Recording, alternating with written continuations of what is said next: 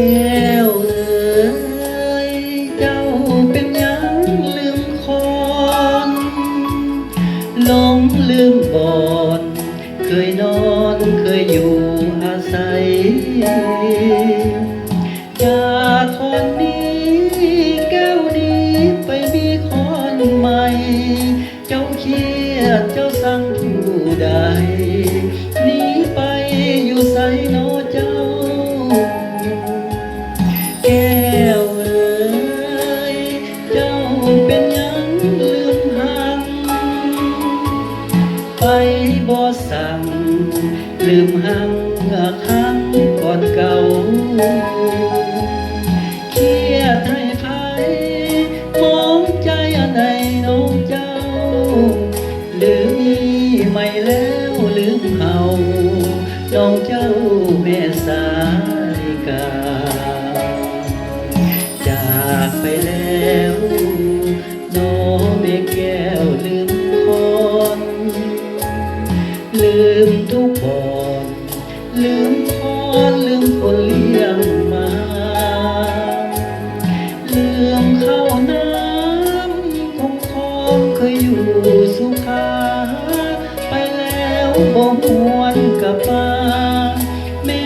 สาลิกาลงทางแก้วเอ๋ย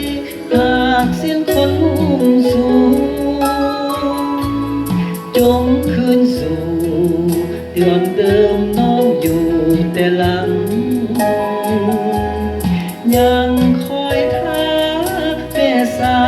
ลิกาลงทางสีห้องหัวใจอ้ายยังเป็นหางตอดหักแก้วเอ๋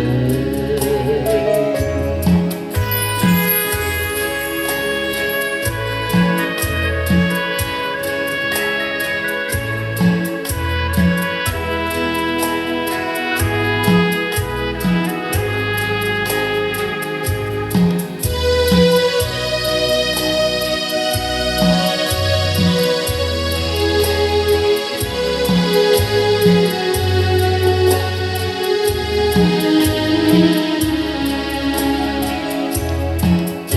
ากไปแล้วน้องแม่แก้วลืมพรลืมทุกบ่อนลืมพรลืมคนเลี้ยงมา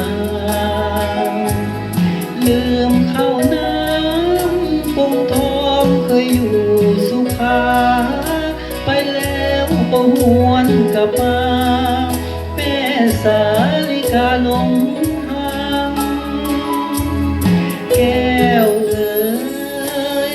หากเสียงคนมุ่งสู่จงคืนสู่คนเดิมน้องอยู่แต่หลังยังคอยท่าแม่สาลิกาลงทางสีห้อ